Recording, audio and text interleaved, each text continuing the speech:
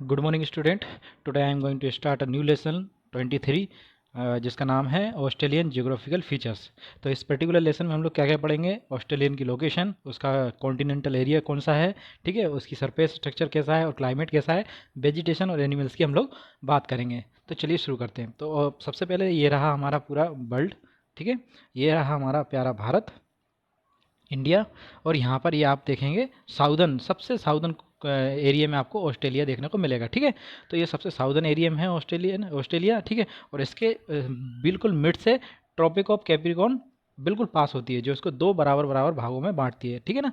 ये आपकी लोकेशन हो गई ऑस्ट्रेलिया की। चलिए हम लोग इसकी लोकेशन के बारे में फैक्ट देख लेते हैं।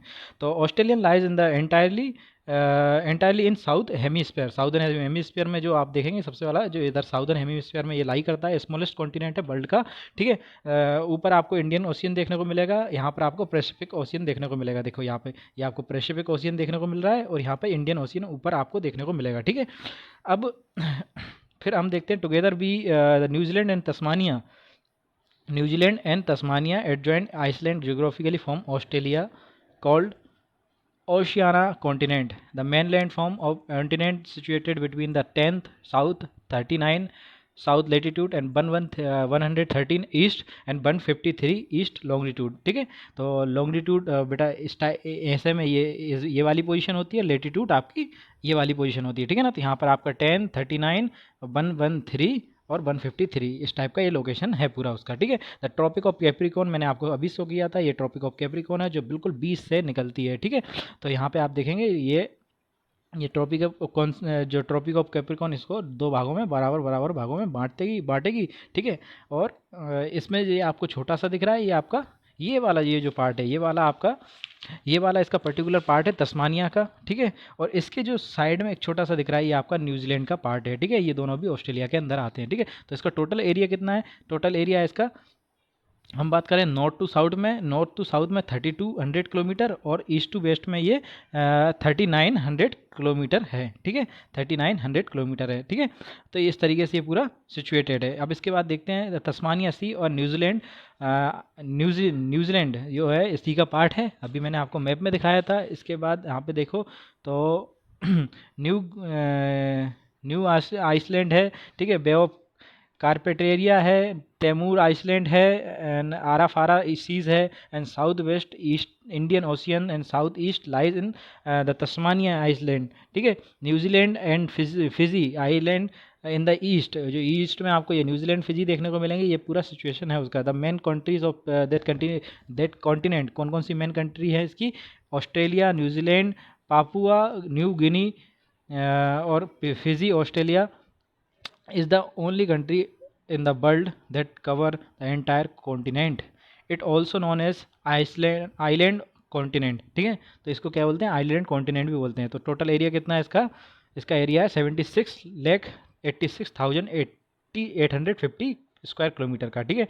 तो island the land are totally surrounded by water, मतलब एक ऐसा लैंड जो पूरा का पूरा वाटर से सराउंडेड हो पूरा का पूरा, तो वो आइलैंड कहलाता है। Bay the sea area surrounded by land on 3 side, तो वो बे कहलाता है, ठीक है ना। तो the sea area surrounded by the land, मतलब ये सी है, जैसे कि आप ये बोलेंगे ये इस टाइप का कुछ होता है, ठीक है।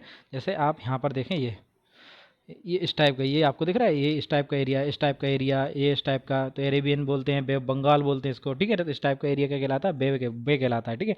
अब इसकी जो सरफेस है वो 4 पार्टों में टोटल डिवाइडेड है। हम 4 पार्टों को देखते हैं 1 बाय 1। तो पहला पार्ट है वेस्टर्न प्लेटो, फिर उसके बाद सेंट्रल लोलैंड, फिर ईस्टर्न माउंटेन रेंज, फिर कोस्टल प्लेन। तो हम पहले देखते हैं वेस्टर्न प्लेन। तो western plain Australia is the vast plateau occupy nearly 2/3 of continent. तो जो वेस्टर्न जो पार्ट है यहाँ पे आपको देखने को मिलेगा, ये आपको 2/3 लैंड का हिस्सा इसका पूरा इसी से कवर्ड है, ठीक है। Due to the lack of rain the most of plateau is desert, ये पूरा का पूरा रेन कम होती है, इसके कारण पूरा का पूरा डेजर्ट में occupy the great sandy desert and the southern part great Victorian desert. तो ये देखो आप यहाँ पे आपको 2 पार्ट देखने को मिलेंगे, ऊपर की तरफ ग्रेट सैंडी डेजर्ट और नीचे की तरफ आपको ग्रेट विक्टोरिया डेजर्ट देखने को मिलेगा, ठीक है।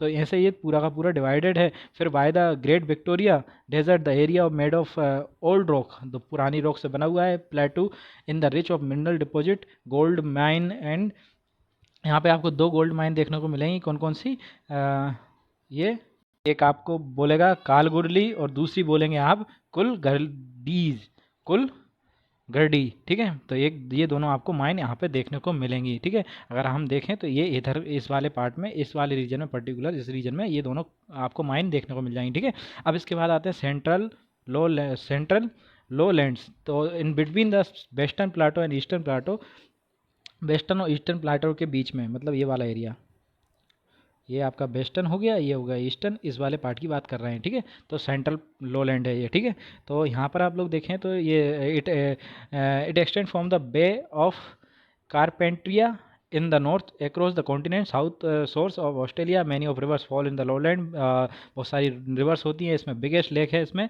आयरे, आयरे करके एक लेक है, वो बहुत ज़्यादा बड़ी है। So the major area around the lake is known as island drainage area. ठीक है, आपको दो यहाँ पे रिवर्स देखने को मिलेंगी, मोरे और डर्लिंग। डर्लिंग दो रिवर हैं जो मेजर रिवर हैं ऑस्ट्रेलिया की। Both river fall into the C.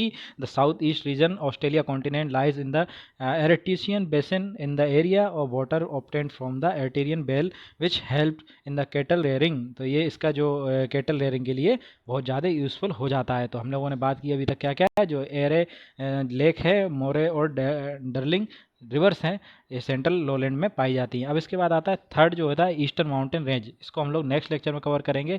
I hope आप इतना आपको समझ में आया होगा। Thank you.